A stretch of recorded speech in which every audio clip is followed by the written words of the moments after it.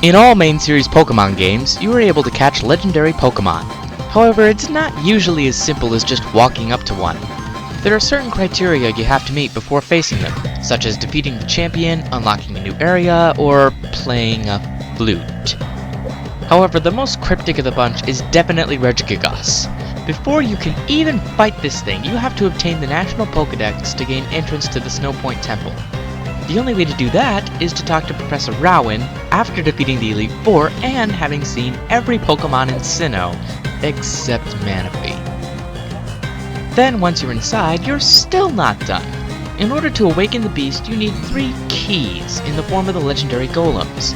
So you have to go back to Gen 3, catch the Relicanth and a Wailord, find the sealed chamber, solve the puzzles, find the 3 caves, catch the legendary golems, transfer them to Diamond and Pearl, and you finally get to fight Regigigas. The fight itself is also rather interesting. Regigigas' moves are Stomp, Zen Headbutt, Confuse Ray, and Superpower, making it adept to fighting a wide variety of opponents. It also has a base stat total of 670, which is not bad by any means. However, what really makes this fight for me is Regigigas' ability Slow Start. With Slow Start, Regigigas' attack and speed are halved at the start of the battle. That means that the battle will be a lot easier if you can end it quickly. But not too quickly, or else Regigigas will faint. Then your chance will be forever lost. Not the best legendary battle, but a pretty good one nonetheless.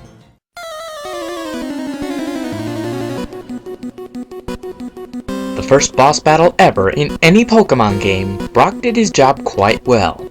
In the original Blue and Red, Brock used a Geodude and an Onix at levels 12 and 14 respectively.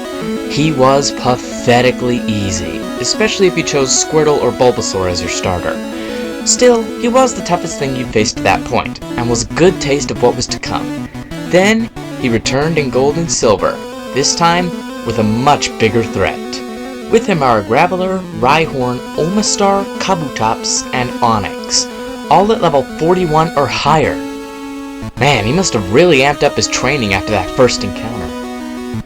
Then in Heart Gold and Soul Silver, where you can fight a rematch against all previous gym leaders, he's an even bigger threat, with those same Pokemon at level 54 or higher. Sweet Lord, that's more than the champion! Despite using a type that's weak against 2 starters, Brock has proven to be persistent, hardworking, and memorable, making for a great first boss. When you got lemons, you make rice balls, and when you got rice, you make jelly-filled donuts.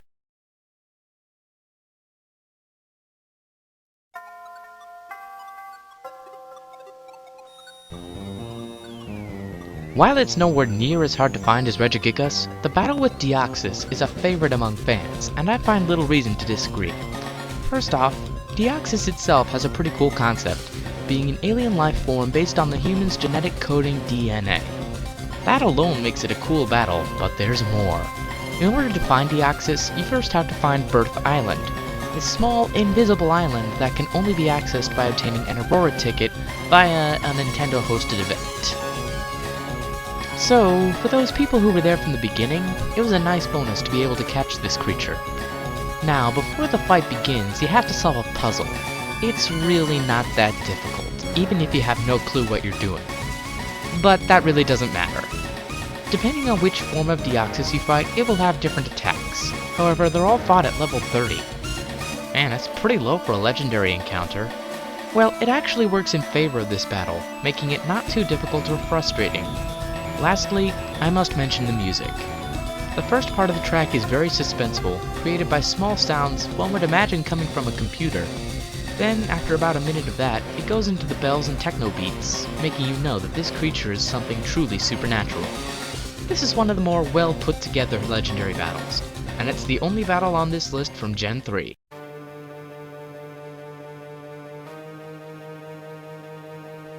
The Pokemon franchise has always been very consistent within the main series. The gyms, Elite Four, Rivals, and crappy normal types have all been staples in the main series.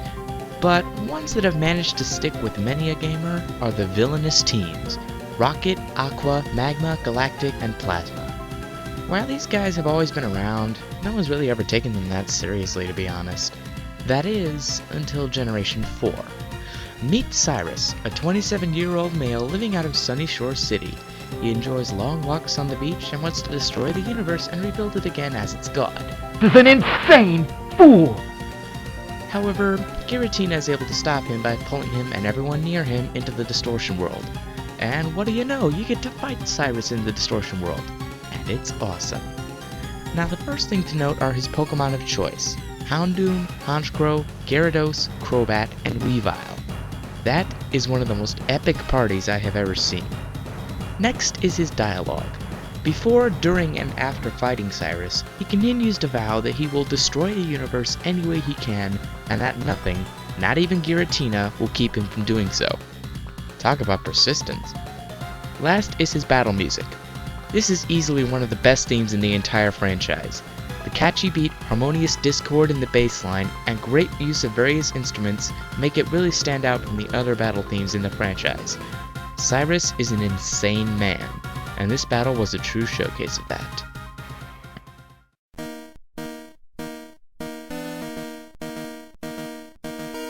Even though Brock was the first boss battle you ever faced, the first Pokemon character the world ever saw was Red. The protagonist of Pokemon Blue and Red, and the first one to ever catch 'em all, he truly made his mark on both the Pokemon world and the gaming world. But did you ever think that you would have to fight him? Well, in Generation 2, you do, and he's probably the most difficult boss in the entire series. On top of having a full party of Pokemon, which is already more than almost every other NPC in the game, and they're all of level 73 or higher. Jeez, Red is more powerful than the rematch with Lance! Red uses a Pikachu, Blastoise, Charizard, Venusaur, Snorlax, and, depending on whether you're playing the originals or the remakes, an Espeon or a Lapras. That's a pretty good type coverage, and he knows how to use all those Pokemon to the best of their ability. So, if I haven't made it clear enough by this point, Red is tough. So tough that he left a very distinct mark on the world of Pokemon. Distinct enough to make it into Brawl. Red, my favorite color and my favorite boss from Gen 2. Speaking of characters named after primary colors...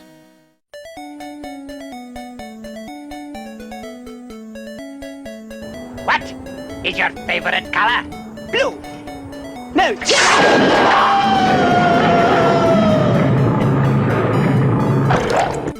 There isn't a single person I know who doesn't hate Blue. He spouts annoying one-liners, pops up at the most random times, takes the starter with a type advantage to yours, is spoiled rotten by his grandfather, and manages to just be really unpleasant. Personally, I think Silver is more hateable, but I'll stick with Blue for now. What's even worse is that according to the game's intro, he used to be your best friend, but as soon as he gets a Pokemon, he just turns sour.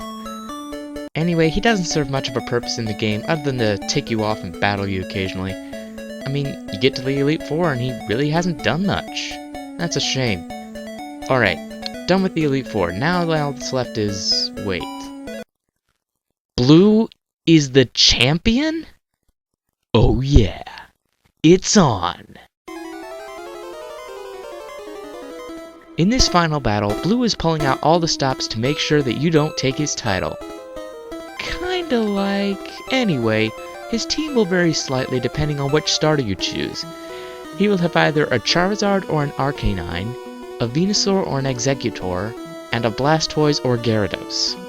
He also has a Rhydon, Pidgeot, and Alakazam. Similar to Red, this gives him a wide type coverage. He also has some nasty attacks at his disposal, such as Horn Drill, Recover, Mirror Move, Sky Attack, and Blizzard. However, there's one thing that bothers me. If his Exeggutor is at level 61, why does it only have 3 attacks? Oh yeah, Leaf Stone. Well, this is an awesome battle. It's challenging, rewarding, and undoubtedly memorable for the scenario and character. Just one thing left to say. What is the airspeed velocity of an unladen swallow? 88 miles per hour!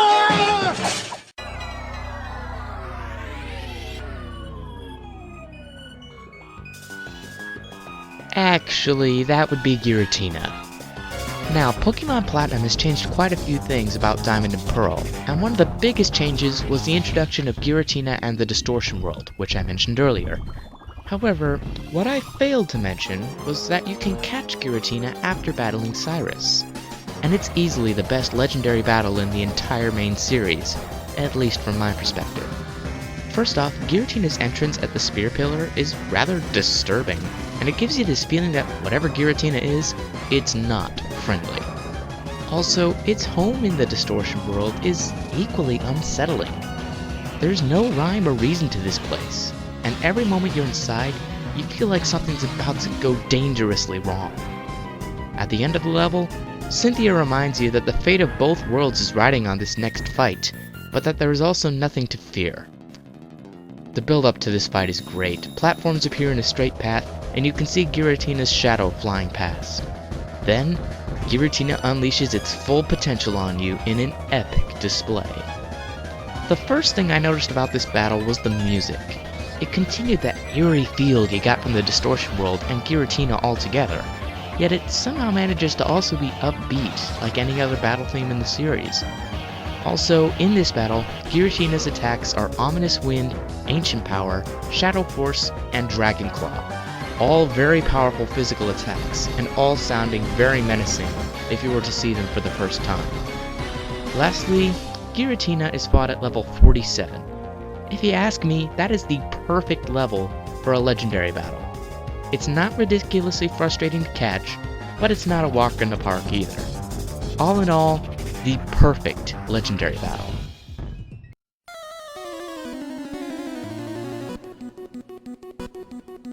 Like I said before, the villainous teams in Pokemon were never really taken that seriously until Gen 4. But that was mostly due to Team Rocket's incompetence in the anime. What if we were to look at just the games? In Generation 1, Team Rocket were just your average thugs. There wasn't much to them, they were just following orders from their boss. Well, who is this boss? He's a gym leader? That's right. Giovanni, leader of the infamous Team Rocket, is also the gym leader of Viridian City.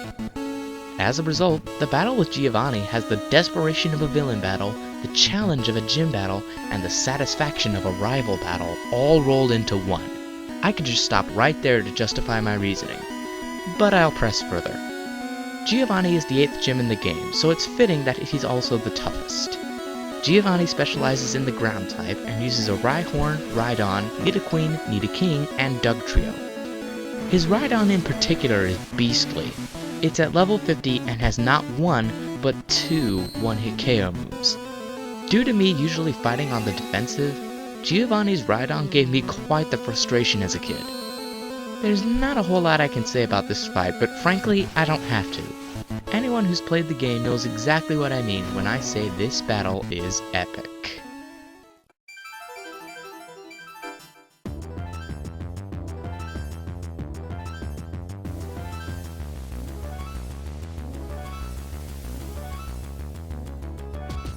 I bet a lot of you were expecting this to be number 1. Well, I'm not quite that predictable. Anyway, let's talk about this battle. It is spectacular. I've already talked to death about N and how awesome of a character he is, so I'll just spare you the gushing and talk about this final battle. Shortly beforehand, N gives a short speech about the ideals of Pokemon and the clash between N and the protagonist. The two are opposites of each other, as if they are black and white. Then there's a rather touching bit of storytelling where the legendary dragon erupts from the stone and the protagonist claims that Pokemon for his own. Then, N does something very honorable by healing your Pokemon. Then, the actual battle ensues. The first thing to talk about is the music. It's an incredible remix of N's original theme, has a great beat and melody, and charges the battle with a feeling of power. Next are the Pokemon N uses.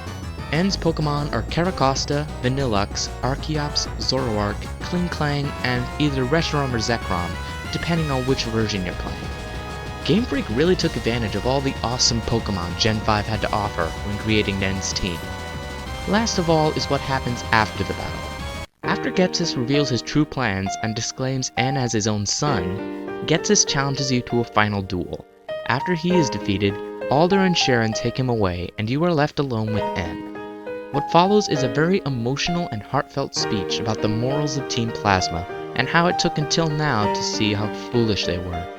The music that plays here, Ends Farewell, is one of the best songs on the entire DS. It takes advantage of the higher register of the piano to give off the sense of change and cleansing, while the lower chords bring the weight of the situation back down to you. This battle has absolutely everything a good boss battle needs. However, there's still one more to discuss. But now, the honorable mentions.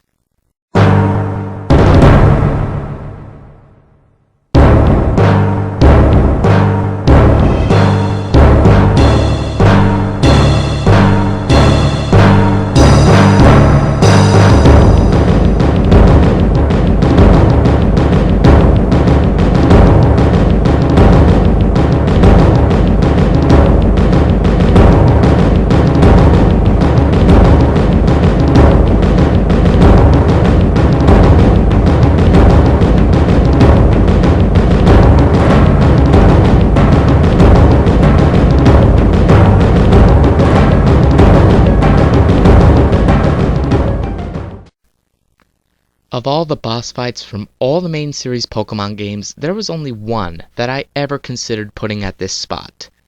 A boss battle that combines everything we loved about Pokemon and thrusts it into one grand fight. A memorable character, diversity, challenge, atmosphere, and music. That boss battle can only be described as brilliant. Ladies and gentlemen, Cynthia.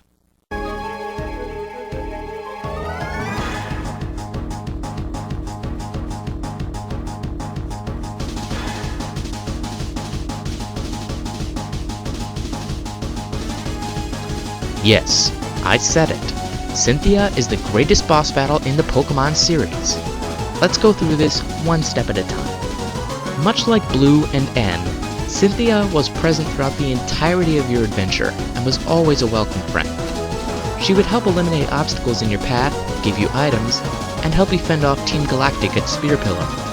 You also meet her family in Celestic Town and find out that she's very interested in mythology. Kinda like... However, through none of this did you know that she was the champion. Only when you fought your way through gym leaders, Team Galactic, Barry, and the Elite Four was Cynthia finally revealed as the champion of Sinnoh. Through her dialogue, she treats you as an old friend, and we see that she's a very respectable woman and Pokemon trainer. Then, the battle begins, and it's one of the most difficult in the entire series. Her roster of Pokemon includes Roserade, Gastrodon, Milotic, Lucario, Spiritomb, and Garchomp, all very powerful, very diverse, and very useful. The last thing to mention about this battle is the music. The fast-paced drums, fantastic melody in the double treble line, and subtle but very appropriate bass line makes this my second favorite song in the entire franchise. When it comes to Pokemon, I would consider Cynthia to be the perfect boss battle. Thank you for joining me on this week's episode of PokeMonth. I would like to announce now that voting for top 10 legendary Pokemon is officially closed. You can expect that list on August 31st.